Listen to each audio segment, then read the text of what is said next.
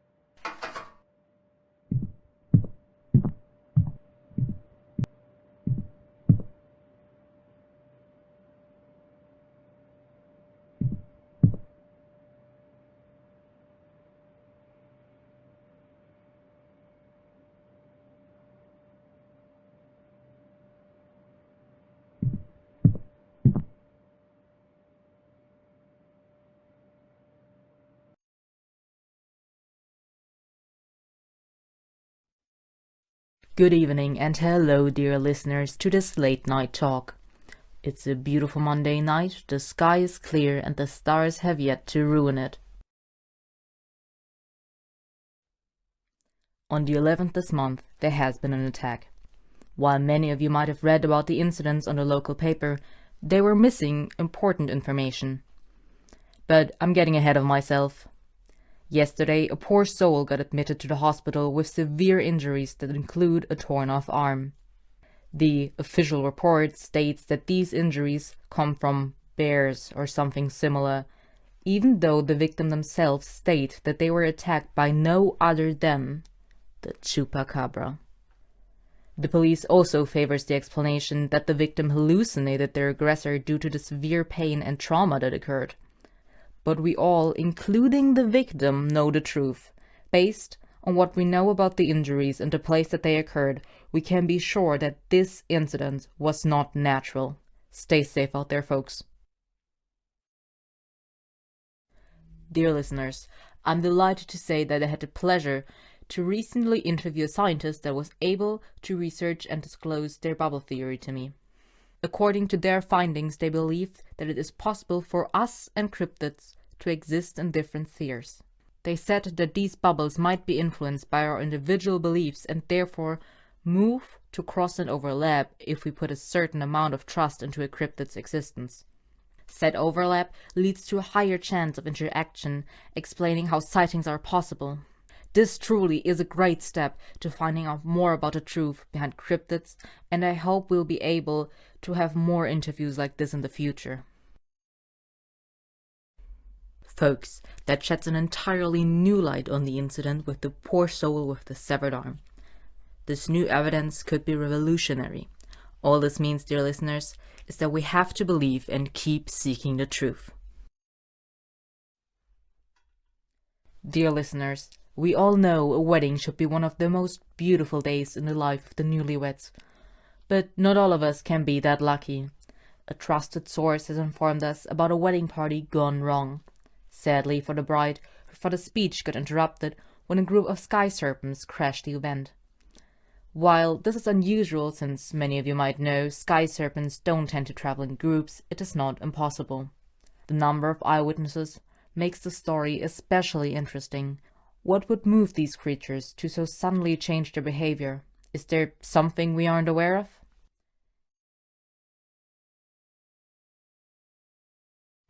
Actually, yes. We as a community already struggle to be taken seriously. False information only enhances this issue. So, if possible, try to make sure your sources are credible.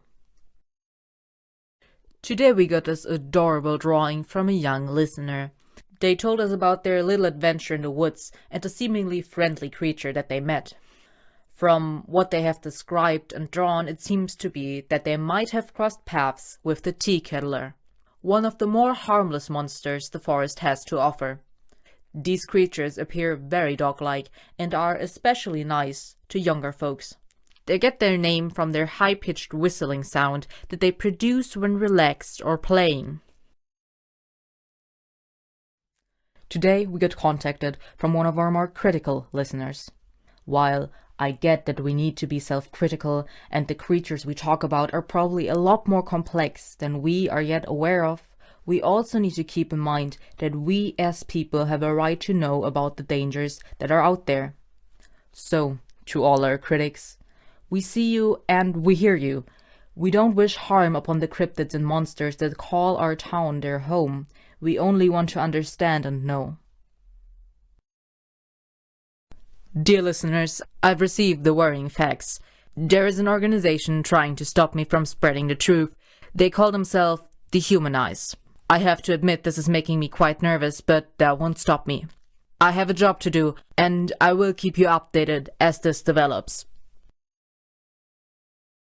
I've recently read an article about privacy rights, and it got me thinking. Should we be giving these cryptids some space?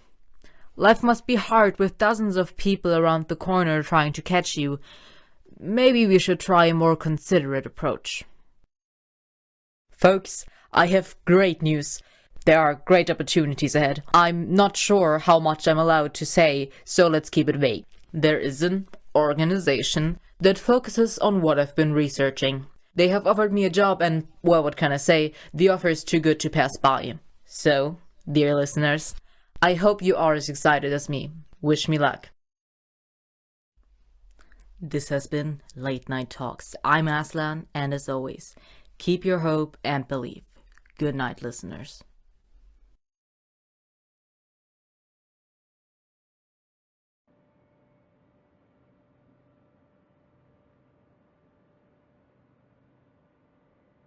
Ich glaube, die Tür ist nicht ganz zu, weil es gibt einen weirden Hall. Ich guck mal kurz. Welcome to the outtakes. Du musst dich wieder muten. Ah, go. Okay. Exactly. Believe in the cryptid's existence. Well, time to bite. Bite? Ich will keine Kritiker beißen. Ich glaube, das war zu schnell. War das zu schnell? Okay, dann machen wir das nochmal. Nochmal bitte, Dehumanize ist ohne D am Ende. Okay, dann einfach nochmal. Ich würde gerne noch eine Aufnahme machen. Ich würde es gerne nochmal aufnehmen. Today we got contacted. Wobble. We refused. Sorry, nochmal. Okay, sorry. Ich brauche nochmal ganz kurz. Okay, nochmal. Ich habe something statt someone gesagt. Overlapping spheres. A little adventure in the looks. Slay. Do you know the sound? Some interesting intel from Megapori. Wie habe ich das davor ausgesprochen? So. There are no other planets.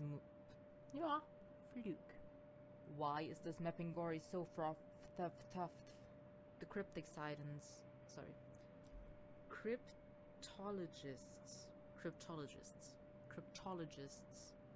Cryptology Community. So, okay, ich hab's. Ich sag einfach Cryptology Community, dann bringe ich mich nicht selber fast um. This could be an amazing breakthrough for the cryptos. Ich hab's verloren. Ich hab ein bisschen Pipi in den Augen.